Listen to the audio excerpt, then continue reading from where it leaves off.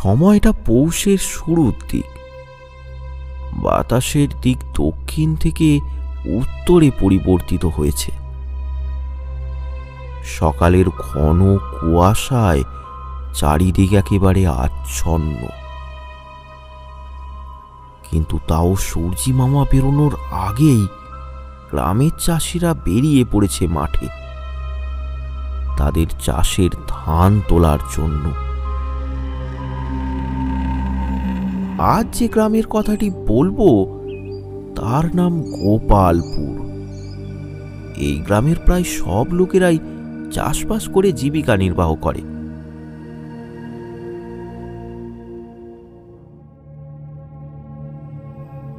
এই শীতের সকালে কাঁপতে কাঁপতে হাতে একটা মাটির ভাঁড় নিয়ে মাঠের রাস্তায় চলেছে মধু। গায়ে তার শীতের পোশাক নেই, কানে একটা গামছা বাঁধা। শীতের সময় চাষিরা খাজুর গাছ কেটে রস সংগ্রহ করে। সারা রাত গাছে ভাঁড় বাঁধা থাকে, তারপর সকালে সেগুলো তারা পেরে নেয়। আর তারপর সারা দিন ধরে যে অল্প অল্প রস টপতে থাকে সেটাই সংগ্রহ করে মধু।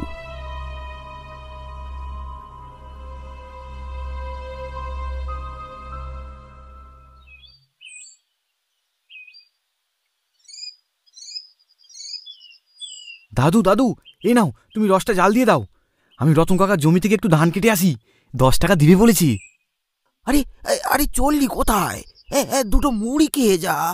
না দাদু, দেরি হয়ে যাবে। দুপুরে ফিরে গরম গরম ভাত খাবো, এখন আসি গো। হে ভগবান, আর কত কষ্ট দেবে?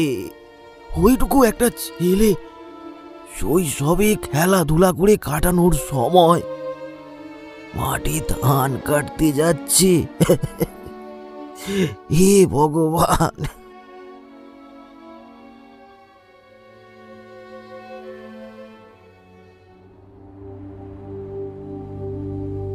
ছোটবেলাতেই মা বাবা দুজনকেই হারিয়েছে মধু।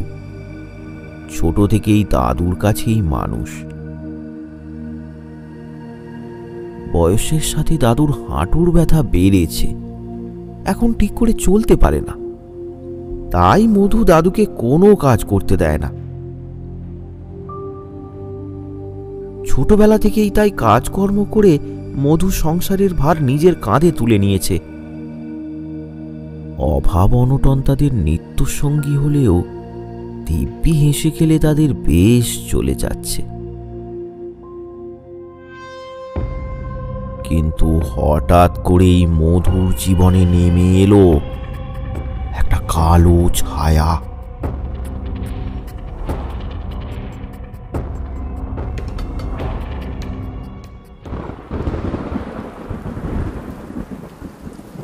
পৌষের হালকা ঠান্ডাকে রসদ জোগাতে এই শীতের সময়েও আকাশ ভেঙে বৃষ্টি শুরু হলো।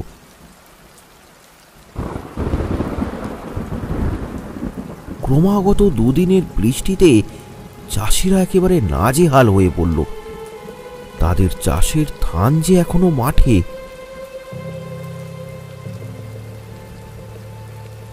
তাদের চাষের ধান মাঠ থেকে ঘরে আনার সময়ই এমন দুর্যোগ। জমিতে তাদের ধান এই প্রবল বৃষ্টিতে নষ্ট হয়ে যাবে না তো? এইসব দুশ্চিন্তা তাদের ঘিরে ধরল।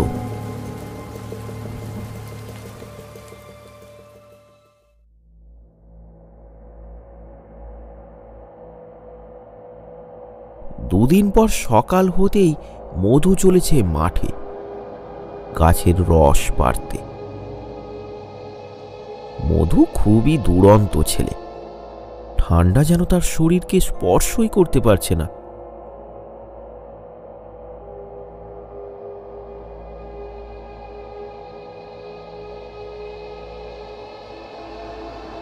ভাঁড়টা কোমরে ঝুলিয়ে গাছে উঠতে যাবে, এমন সময় হঠাৎ পাশে চোখ যেতেই সে দেখতে পেল পাশের গাছটার নিচে একজন পড়ে আছে। সামনে যায় সে,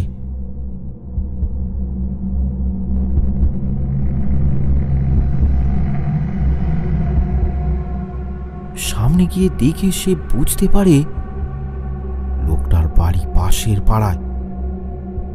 তার চোখ দুটো একেবারে লাল টক টক করছে। ভালো করে দেখে সে বুঝতে পারে লোকটি মারা গেছে। সেই সময় কয়েকজন লোক মাঠে যাচ্ছিল। মধু তাদের ডাক দিল, রতন কাকা, রতন কাকা, এদিকে এসো, কি ঘটেছে দেখে যাও। রতন কাকা, দেখে যাও। সবাই সেখানে ছুটে এলো। সবাই তো একেবারে অবাক।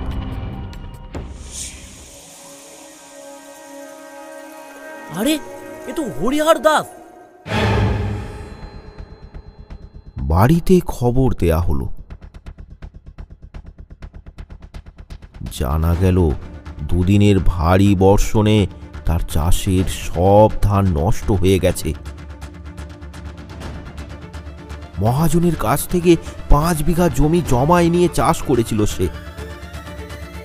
এখন সব নষ্ট হয়ে যাওয়ায় বাড়িতে অশান্তির কারণে সে বিষ খেয়ে আত্মহত্যা করে।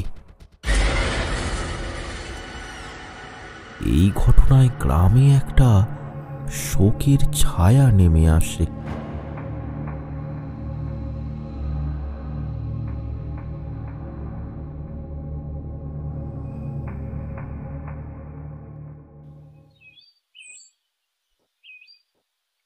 পরদিন সকালে মধু যথারীতি তার কাজে বেরিয়ে পড়ে। কাল ওই রকম দুর্ঘটনার কারণে তার আর কাছে ভাঁড় বাঁধা হয়নি, তাই আজ ভাঁড় বাঁধতে এসেছে।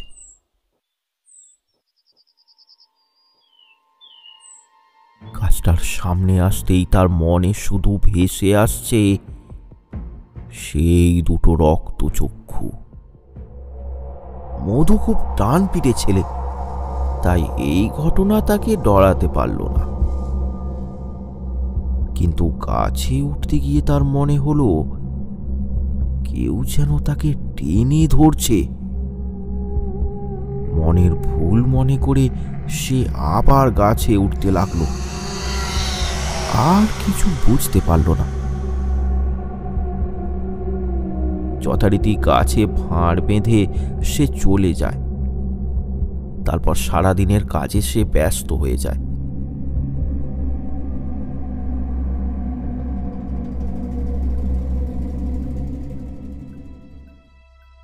পরদিন সকালে ভাঁড় নামাতে গিয়ে সে তো অবাক।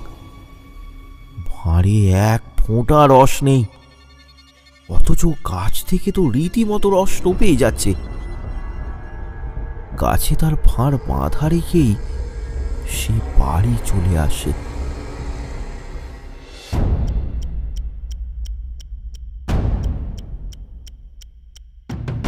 পরদিন সকালে সে আবার রস পাড়তে যায়।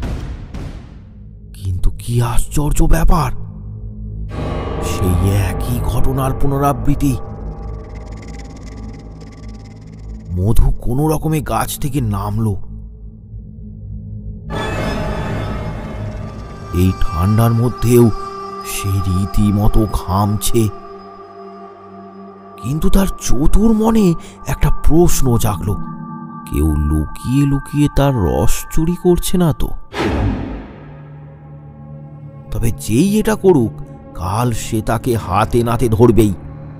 গাছে ভাঁড় বাঁধা রেখেই সে বাড়ি ফিরতে লাগলো।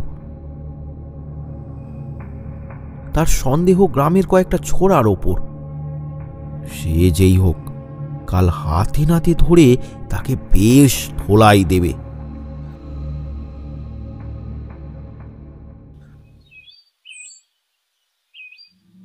কি রে মধু, এই 2 দিন হলো কই আর তো রস আনছিস না? গাছে কি আর রস হচ্ছে না? না গো দাদু, রস তো আছে, কিন্তু কেউ মনে হয় চুরি করে নিচ্ছে, বুঝলে? তোর বকা, রস আবার কে চুরি করবে? দেখ, হয়তো পাখি কিংবা ওই ভামেতে তোর রস খেয়ে যাচ্ছে। সেটাই তো কাল হাতে নাতে ধরবো। ছোট ভাম না বড় ভাম রস খেয়ে যাচ্ছে, সেটা কালই দেখবো। যা, হাত মুখ ধুয়ে আয়, আমি একটু চা করি। যা ঠান্ডা পড়েছে। উফ, সারাদিনটা মধু পরিকল্পনা করতে থাকে যে কিভাবে সে ওই চোরকে ধরবে। রাত্রে বিছানায় শুয়ে শুয়েও তার সেই একই ভাবনা। শেষমেশ সে ঠিক করে কাল সে সকাল হওয়ার অনেক আগেই মাঠে চলে যাবে, আর ব্যাপারটা যে কি ঘটে সেটা সে দেখবে। এই মনস্থির করে সে ঘুমিয়ে পড়ল।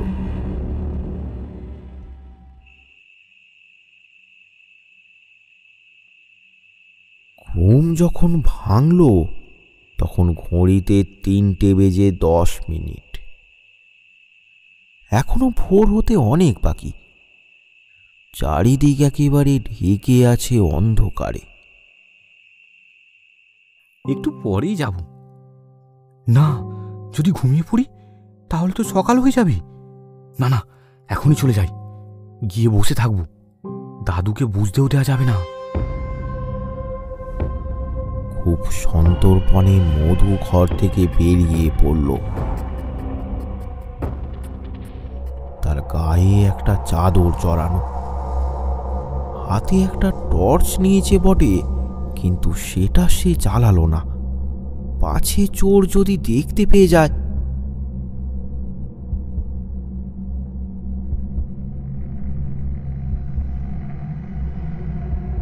শীতের রাত, চারিদিকে ঘন কুয়াশায় ভরা,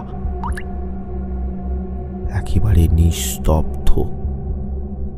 গাছ থেকে ঝরে পড়া শিশিরের শব্দ তাকে মাঝে মাঝে ভয় পাইয়ে দিচ্ছে।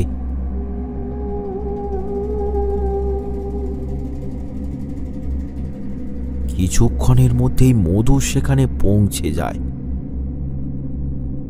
গাছ থেকে কিছুটা দূরে দাঁড়িয়ে সে নজর রাখতে লাগলো তার ভাঁড়ের ওপর। আবছা আলোয় বোঝা যাচ্ছে গাছের উপরে থাকা রসের ভাঁড় উপচে রস টপ টপ করে নিচে পড়ে যাচ্ছে। ওই তো ভাঁড় ভর্তি রস উপচে পড়ছে। তাহলে আমার সন্দেহই ঠিক, কেউ রস চুরি করছে। আজ এর শেষ দেখেই ছাড়বো। মধু চুপ করে দাঁড়িয়ে রইল, একভাবে তাকিয়ে রইল গাছের দিকে।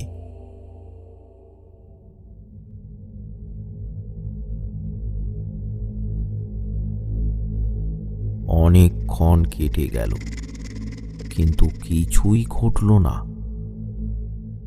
দাঁড়িয়ে দাঁড়িয়ে মধুর চোখে একটু ঢুলুনি এসেছে। এমন সময় একটা খড়খড় শব্দে সে একেবারে সজাগ হয়ে গেল। সে চোখ রোগড়ে গাছের দিকে তাকাতেই চমকে উঠল। একটা কালো ছায়া ধীরে ধীরে গাছ বেয়ে ওপরে উঠছে।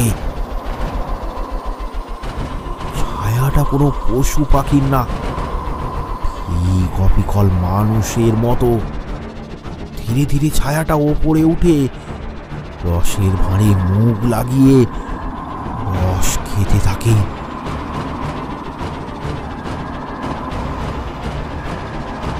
মধু এবার স্থির থাকতে না পেরে হাতে থাকা টর্চটা মারল গাছের ওপর। সে কি বিভৎস চেহারা তার! চোখ দুটো জল জল করছে, মুখটা ফ্যাকাশে।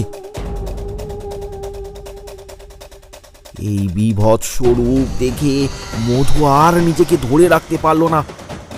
সেখানেই জ্ঞান হারিয়ে পড়ে গেল সে।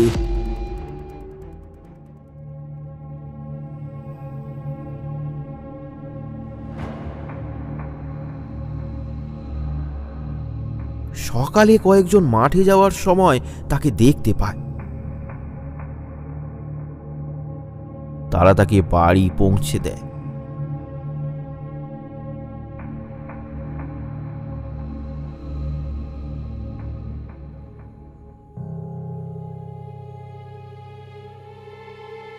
মধু তখনও বেহুশ, এই শীতেও তার সারা শরীর গরমে একেবারে পুড়ে যাচ্ছে। কবিরাজ মশাইকে ডাকা হলো, অনেক সেবা যত্ন করা হলো, তবুও সে চোখ খুলল না। তখন প্রায় মাঝরাত। দাদু মধুর পাশে বসে বসেই ঘুমিয়ে পড়েছে। এমন সময় মধু চোখ খুলল। তার চোখ দুটো লাল টক টক করছে। সে বিছানায় উঠে বসল। তারপর দাদুর দিকে একবার তাকিয়ে সে বাইরে বেরিয়ে গেল।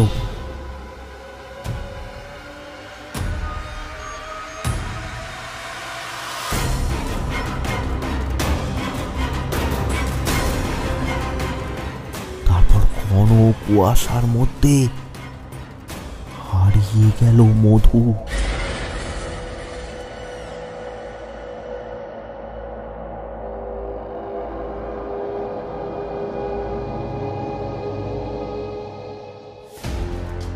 ভোর হয় মধু বাড়ি ফিরল।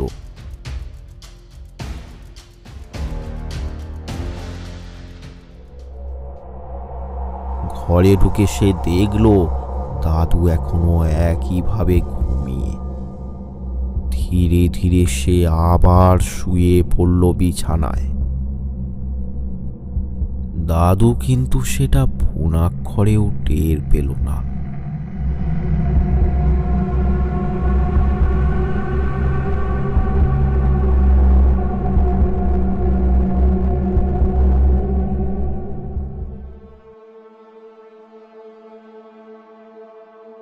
সকাল হতেই দাদু মধুর গায়ে হাত দিয়ে দেখল জ্বরটা কমেছে। দাদু একটু নিশ্চিন্ত হল।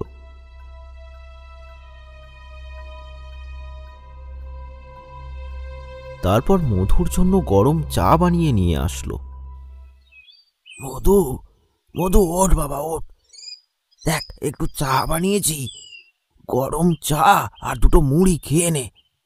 আর এখন একদম বাইরে বেরোতে হবে না, ঘরেই থাক, বুঝলি? এমন সময় বাইরে রাস্তায় কয়েকজনের কথাবার্তার আওয়াজ শুনে দাদু বাইরে বেরিয়ে এলো।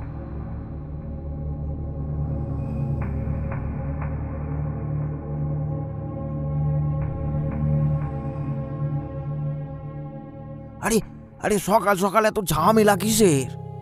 কি হয়েছে গো রতন? আরে খুড়ো, কি হয়েছে জানো? আজ একসাথে সব গাছের রস হাওয়া হয়ে গেছে। কি আজব ব্যাপার গো। সে কি গো রতন, এ তো ভারী তাজ্জব ব্যাপার। হ্যাঁ গো খুড়ো, তাহলে আর বলছি কি, আমার 5টা গাছ, একটাতেও রস নেই। সবার কাছে কি একই অবস্থা? হ্যাঁ হ্যাঁ, সবারই একই। চলো রতন, কিছু একটা ব্যবস্থা তো করতে হবে, চলো। সবাই চলে গেল। দাদু দাঁড়িয়ে দাঁড়িয়ে ভাবতে লাগলো, কি ব্যাপারটা ঘটছে? দুদিন আগেও তো মধু এই ঘটনাটাই বলছিল, তাহলে ব্যাপারটা কি? তারপর দিনই মধুর এই শরীর খারাপ। এই পুরো ব্যাপারটাতে দাদুর একটু খটকা লাগলো। হয়তো কোনো বদলোক এইভাবে সবার গাছ থেকে রস চুরি করছে। সেদিন মধু হয়তো ব্যাপারটা দেখে ফেলেছিল, তাই হয়তো ওকে মারধরও করেছে, তাই ওর শরীরটা খারাপ। ব্যাপারটা জানার জন্য দাদু মধুর কাছে গেল।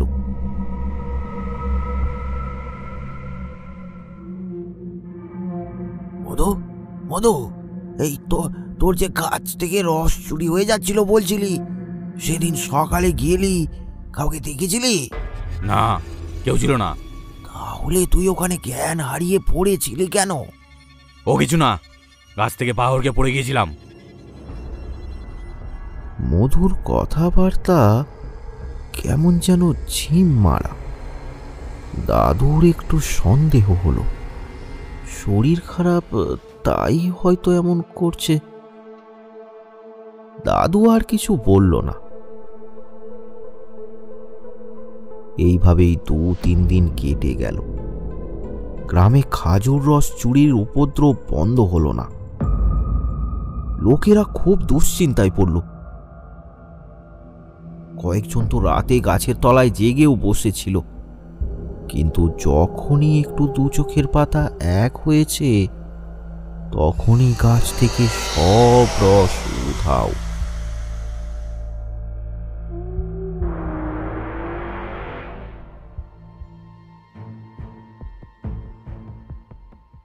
একদিন মাঝরাতে হঠাৎ দাদুর ঘুম ভেঙে গেল। পাশে তাকিয়ে দেখল বিছানায় মধু নেই। ঘড়ির দিকে তাকিয়ে দেখল রাত তখন 2টো। এত রাতে ছেলেটা গেল কোথায়? হয়তো প্রাকৃতিক প্রয়োজনে গেছে বাইরে। এই ভেবে দাদু অপেক্ষা করতে করতে ঘুমিয়ে পড়ল।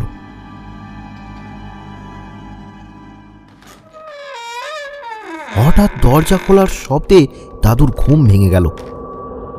তাকিয়ে দেখল মধু এসেছে।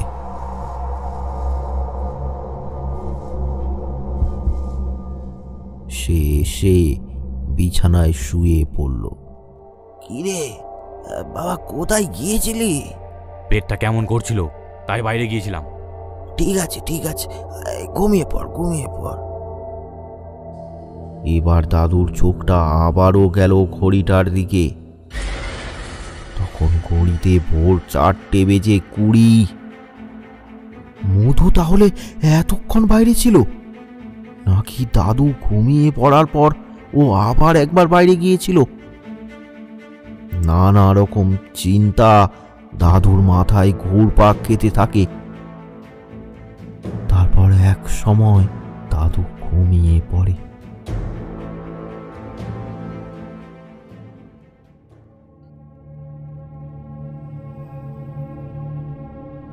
সকালে দাদু ব্যাগ হাতে বাজারের দিকে রওনা দেয়। পথে দেখা হয়ে যায় রতনের সাথে। কি খুড়ো, বাজারে চলেছ যে?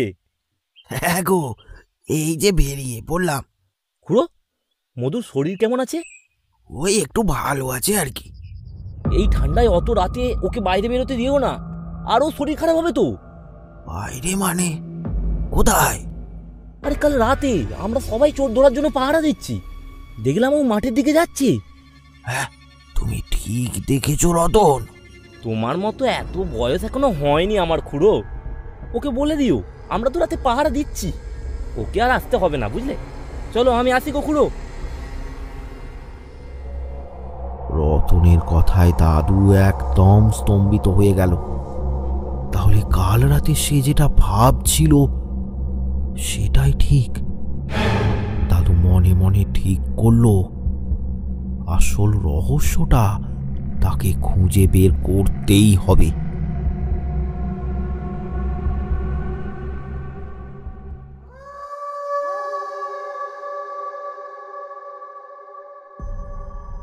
তখন মাঝরাত। দাদুর চোখে ঘুম নেই। একবার ঘড়ির দিকে দেখছে আর একবার মধুর দিকে।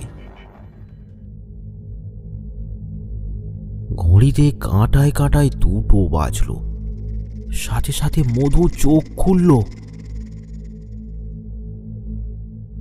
ধীরে ধীরে বিছানা থেকে উঠে পড়ল সে। তারপর সাবধানে দরজাটা খুলে বাইরে বেরিয়ে পড়ল মধু। দাদু চুপিসারে তাকে দেখতে থাকে। তারপর বাইরে বেরিয়ে চলতে থাকে তার পিছু পিছু।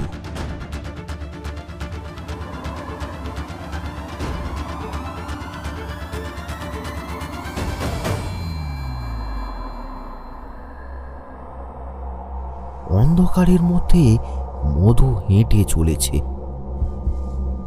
দাদুও কিছু কম যায় না। অন্ধকারে অসুবিধা হলেও কষ্ট করে হেঁটে চলেছে সে। পাছে মধু টের পায় সেই ভয়ে টর্চও জ্বালাচ্ছে না সে। কিছুটা দূরে এসে দাদু আর মধুকে দেখতে পেল না। এদিক ওদিক তাকিয়ে খুঁজতে থাকে তাকে।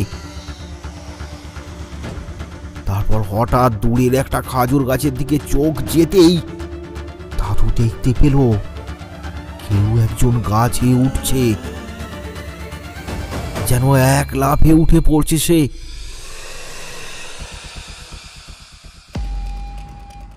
একটা নয়, সারি সারি খাজুর গাছে, এ গাছ থেকে লাফিয়ে ওই গাছে চলে যাচ্ছে।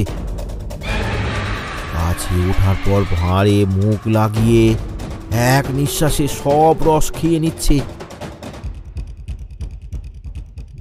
এবার দাদু সাহস করে টর্চটা মারল গাছের ওপর। দেখলো গাছের ওপর উঠে মধু রসের ভাঁড়ে মুখ লাগিয়ে রস খাচ্ছে। মধু, মধু, কি করছিস এটা? কথাটা যেন তার কানেই গেল না। দাদু আবারও ডাক দিল, মধু, মধু। সাথে সাথে মধু মুখ ফেরালো। কিন্তু এ কি, সারা শরীর তার মধুর মতো হলেও মুখটা যেন মধুর নয়, কিরকম ভয়ঙ্কর। এ কি আশ্চর্য ব্যাপার! এটা দেখে দাদু তো একদম ভয়ে শিউরে উঠল। কে এটা? এটা মধু না কোনো পিশাচ? ভয় যেন তাকে কামড়ে ধরল। কিন্তু মধুর জন্য তার মন ব্যাকুল হয়ে গেল। মধু, মধু, এই এই কে তুই? আমার মধুকে ছেড়ে দে, ছেড়ে দে রে, আমার মধুকে ছেড়ে দে। সে কিছুই বলল না, শুধু রক্ত চক্ষু নিয়ে তাকিয়েই রইল তার দিকে। এইদিকে দাদুর চিৎকারে কয়েকজন লোক জড়ো হয়েছে। তারা রাতে গাছ পাহারা দিচ্ছিল। এই দৃশ্য দেখে সবাই তো একেবারে অবাক। পুরো আলোটা বন্ধ করো, বন্ধ করো, মধুর কোনো ক্ষতি হয়ে যেতে পারে। টর্চটা বন্ধ করতেই সে ধীরে ধীরে গাছ থেকে নামতে লাগলো। নিচে নেমে পাশে ঝোপের দিকে কোথায় যেন একটা মিলিয়ে গেল। সবাই ছুটে গেল সেই গাছের নিচে। টর্চ জেলে সবাই এদিক ওদিক দেখতে লাগলো, কিন্তু কোথাও কেউ নেই। এদিকে এসো, এদিকে। সবাই সেখানে ছুটে গেল। দেখলো একটা ঝোপের পাশে পড়ে আছে মধু। তারা সবাই মিলে ধরাধরি করে তাকে বাড়ি নিয়ে গেল।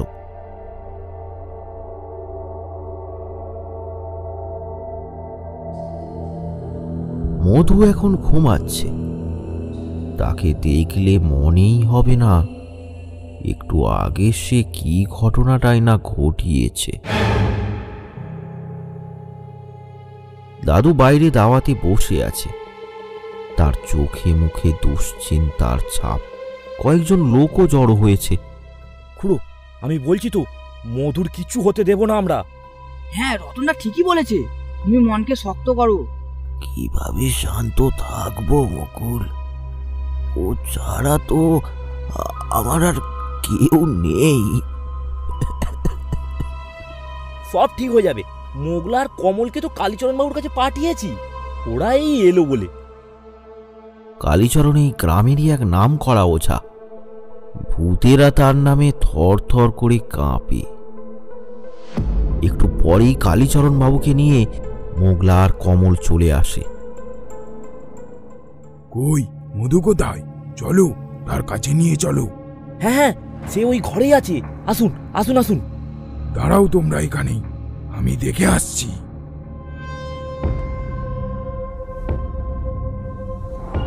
কালীচরণ বাবু ভেতরে গেলেন। কিছুক্ষণ পরেই তিনি বাইরে চলে এলেন। কই, কিছুই তো তেমন দেখতে পেলাম না। কি হয়েছিল বলো তো, সবটা খুলে বলো। খুড়ো, বলো বলো, সবটা খুলে বলো। দাদু সবটা খুলে বলল।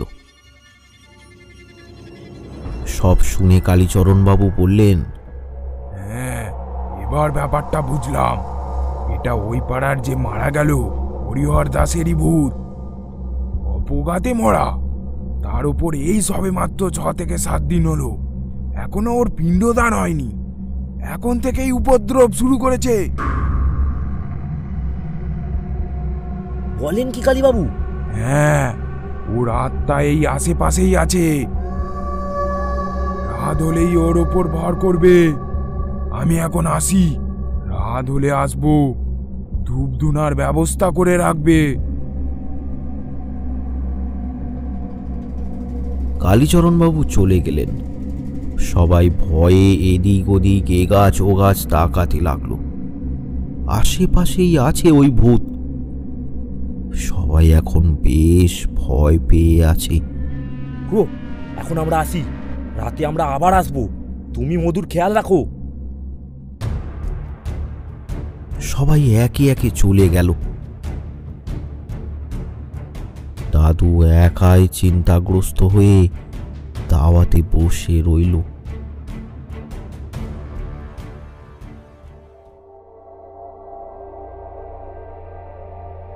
দিন গড়িয়ে রাত হলো।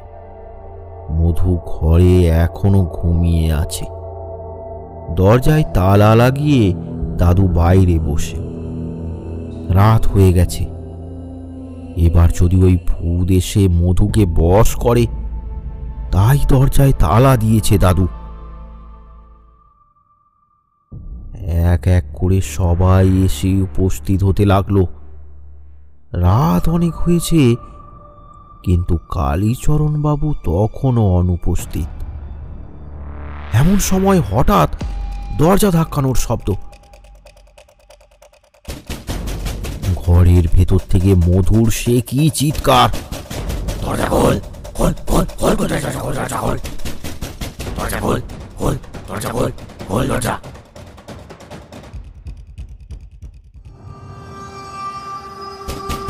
দরজা খোল, দরজা খোল, তোদের কাউকে ছাড়বো না, দরজা খোল।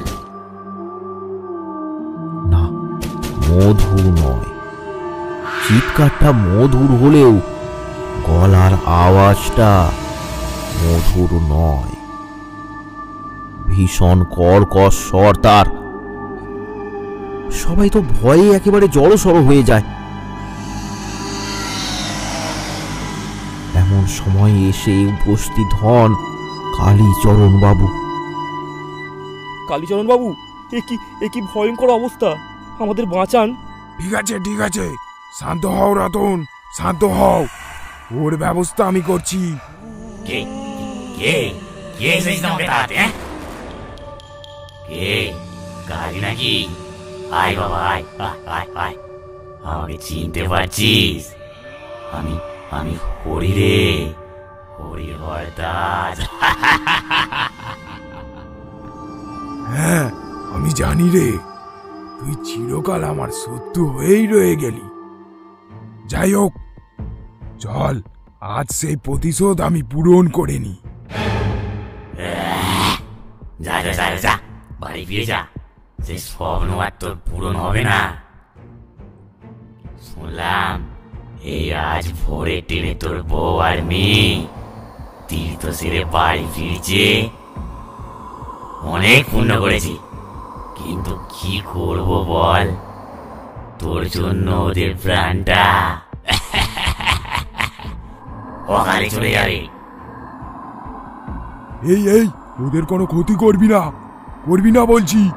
তাহলে তুই চলে যা, মধুকে তুই আমার হাতে ছেড়ে দে, বুঝলি? কালীচরণবাবু খুব ভয় পেয়ে গেল। পরিবারের স্বার্থে তিনি সরে গেলেন। রতন, তোমরা আমাকে ক্ষমা করো, আমি আসলাম। চলে গেলেন কালীচরণবাবু। এবার শুরু হলো ভূতুড়ে উপদ্রব। সবাই একে একে সেখান থেকে ভয়ে পালিয়ে গেল।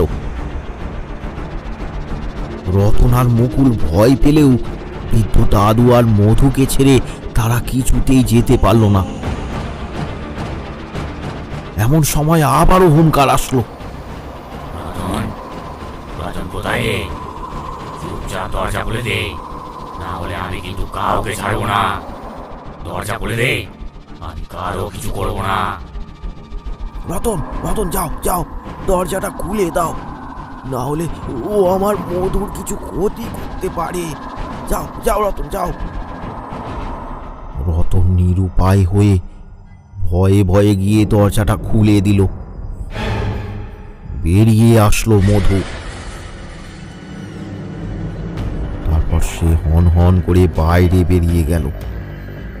মনে হলো কাউকে যেন সে দেখতেই পেল না।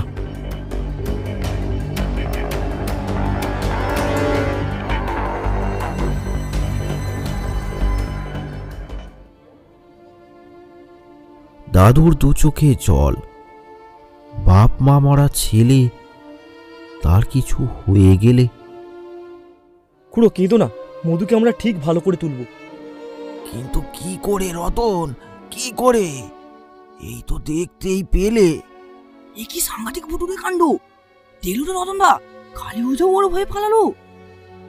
রতন একটু ভাবলো, তারপর বলল, হ্যাঁ হ্যাঁ হ্যাঁ হ্যাঁ, পেয়েছি পেয়েছি, একজনকে পেয়েছি। তার অনেক নাম শুনেছি আমি। কি রতনদা, কি? ভৈরব, ভৈরব তান্ত্রিক। তার কাছেই যাব, তার অনেক নাম শুনেছি আমি। তিনি পারবেন তো রতনদা? হ্যাঁ হ্যাঁ পারবে, চলো, ভোর তো হয়ে এলো। খুড়ো তুমি চিন্তা করো না, আমি আর মকুল যাচ্ছি তার কাছে। কখন ফিরবো জানি না, তবে তাকে সাথে নিয়েই ফিরবো। যাবে রতন, যাও যাও যাও যাও, সাথে করে তাকে নিয়ে এসো। যাও, বেরিয়ে পড়ো, বেরিয়ে পড়ো।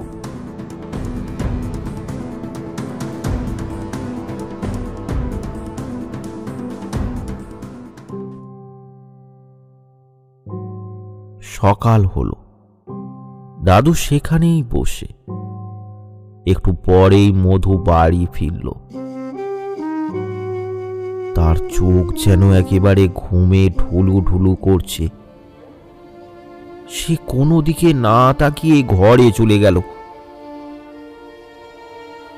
তাকে দেখে দাদু তার কান্না ধরে রাখতে পারল না।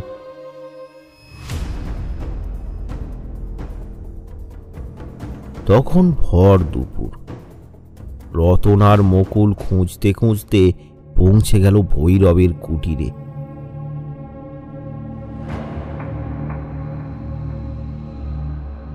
ভৈরব তখন দাওয়ায় শুয়ে বিশ্রাম করছে।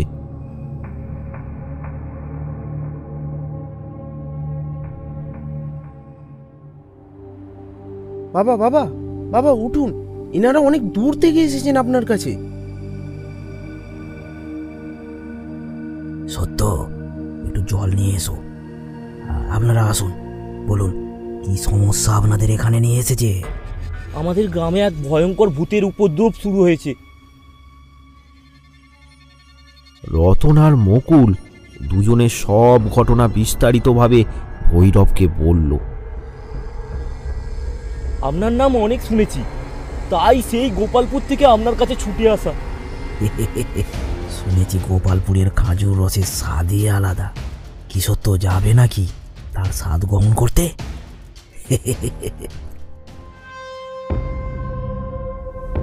তারা আর দেরি না করে রওনা দিল গোপালপুরের উদ্দেশ্যে।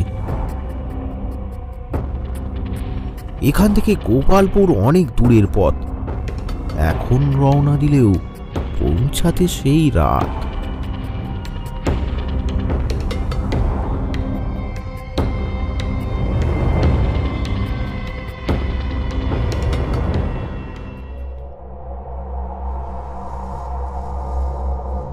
সন্ধ্যা থেকেই মধুর বাড়িতে লোক জড়ো হতে শুরু করেছে। মধুর দাদু সারা দিন কিছু খায়নি। নাতির চিন্তায় ঠাঁই সেখানে বসে। আজও ঘরে তালা ঝুলিয়ে মনে একরাশ আশা নিয়ে বসে আছে সে। যদি ওই ভৈরব কিছু করতে পারে ক্রমে রাত বাড়তে লাগলো। লোকের ভিড়ও ধীরে ধীরে কমতে লাগলো।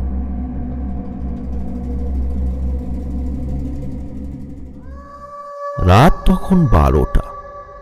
দাদু একাই বসে আছে বারান্দায়। সবাই যে যার বাড়ি চলে গেছে। একটু পরে শুরু হলো দরজা ধাক্কানো।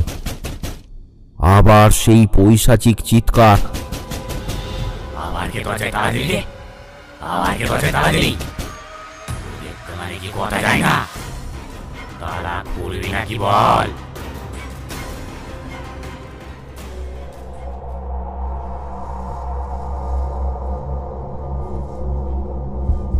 দাদু চুপ করে বসে আছে। আর যাই হয়ে যাক, রতন আর মকুল না ফেরা পর্যন্ত দরজা কিছুতেই খোলা যাবে না। দরজা ধাক্কা দিতে দিতে দরজা ভেঙে ফেলার জোগাড়। এমন সময় ভৈরব এসে উপস্থিত। দরজা খোল, দরজা খোল, তোদের কাউকে ছাড়বো না, দরজা খোল। খুলছি খুলছি, এত তাড়া কিসের বাবা? হ্যাঁ, একটু অপেক্ষা কর, খুলে দিচ্ছি। কে কে তুই? তোকে তো দেখছিলাম না। কি করতে এসেছিস এখানে? হ্যাঁ, কি করতে এসেছিস? আয় বাইরে, আয় বাইরে আয়, সব বলছি। এই যাও, দরজাটা খুলে দাও। রতন ছুটে গিয়ে দরজাটা খুলে দিল।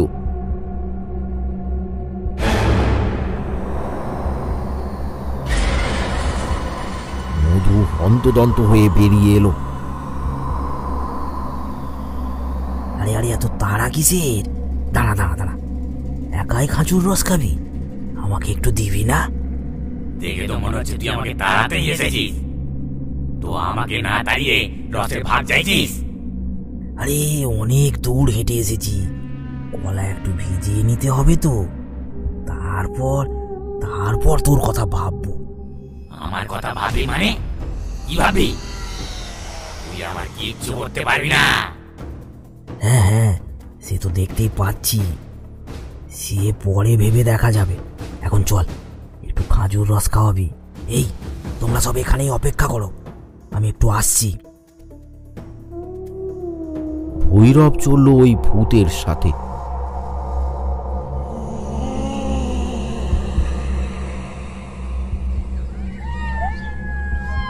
মাঝরাত, চারিদিক নিঝুম। মাঝে মাঝে দূর থেকে ভেসে আসা শেয়ালের ডাক ছাড়া আর কিছু শোনা যাচ্ছে না। আচ্ছা, এই রাতে আমার মতো একটা ভয়ঙ্কর ভূতের সাথে হাঁটতে তোর ভয় করছে না? ভয় তো করছে রে, খুব ভয় করছে। আচ্ছা, তুই কি ওর দেহ ছাড়বি না? দেখ, এইসব কথায় আমাকে ভুলাবি না। আমাকে হিংস হতে বাধ্য করিস না। বেশি বাড়াবাড়ি করলে এই নিষ্পাপ ছেলেটার কি হাল করবো তুই জানিস তো?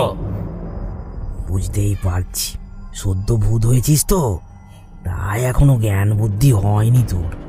মানে তুই আমার ক্ষমতা নিয়ে সন্দেহ প্রকাশ করছিস? চল, তোকে দেখাবো আজ আমার ক্ষমতা।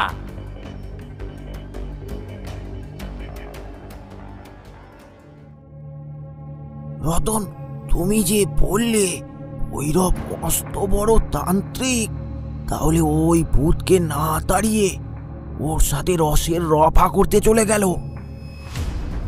না গো খুড়ো, ভৈরবকে বোঝা এতটা সহজ না। কিরে, তুই আমার ক্ষমতা দেখবি বললি না? দাঁড়া, দেখাচ্ছি। এই বলে মধুরূপী ভূত চোখ বন্ধ করল। সাথে সাথে মধু মাটিতে লুটিয়ে পড়ল আর ফুটে উঠল একটা কালো ছায়া। কিরে, দেখবি তো আমার ক্ষমতা? দাঁড়া, কভার রস খাবি বল? তোর যা ইচ্ছা। তাই নে। এই বলে ভূত তার দুহাত বাড়ালো। ক্রমে হাত দুটো বড় হতে হতে একেবারে গাছের ওপরে পৌঁছালো। তারপর সেই হাত দিয়ে রসের ভাঁড় পেরে নিল।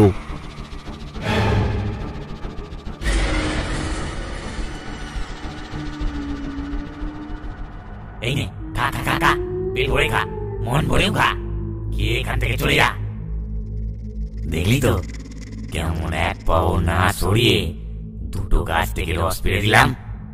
হ্যাঁ, সেটাই তো দেখলাম। ভয় করছে নাকি তো? হ্যাঁ, পারবি? এমন পারবি? বলছিস তোর কভার রস লাগবে বল? একটাই নিয়ে আয় না দেখি। অপেক্ষা কর, আয় এদিকে আয়। ভৈরব এবার চোখ বুঝল। সাথে সাথে একটা ঝোড়ো হাওয়া উঠল। পাশের খাজুর গাছগুলো দুলতে লাগলো। দেখা গেল পাশের সারি সারি খাজুর গাছগুলোতে একটা একটা করে কালো ছায়া মূর্তি লাফিয়ে গাছে উঠছে। তারপরে এক এক করে রসের ভার নামিয়ে আনছে। একটা, দুটো, তিনটে, এইভাবে অনেক ছায়া মূর্তি ভৈরবের পাশে এসে দাঁড়ালো। সবার হাতে একটা করে রসের ভাঁড়। কিরে, কভার রস খাবি বল? এই এই এরা কারা? এরা কারা? এরা এখানে কি করছে? হ্যাঁ, তুইও কি ওদের সাথে থাকতে চাস? এরা তোর মতনই পথভ্রষ্ট হয়ে যাবা ভূত। এরা সবাই এখন আমার হাতে বন্দি। তুই এদের দলে যোগ দিতে চাস? আয় আয় আয় আয় আয়। না না না না, এ হতে পারে না।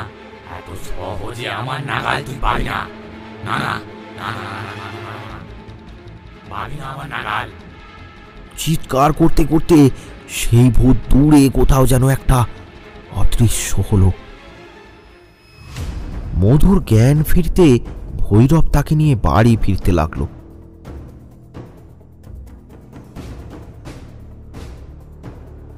এদিকে দাদু, রতন, মুকুল অধীর আগ্রহে অপেক্ষা করছে।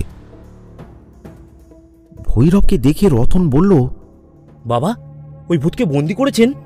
না, ও ভয়ে পালিয়েছে। একটা সুযোগ তো ওর পাও না। কিন্তু বাবা, ও যদি আবার ফিরে আসে? সদ্য মরে ভূত তো, তাই এত সহজে হার মানবে না। তবে ও আর এদিকে কোনোদিন আসবে না।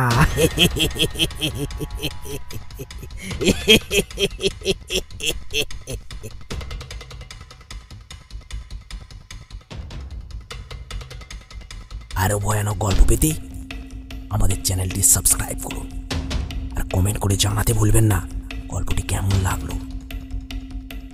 কমেন্ট করে পাশে থাকুন বাংলা কার্টুন হাব।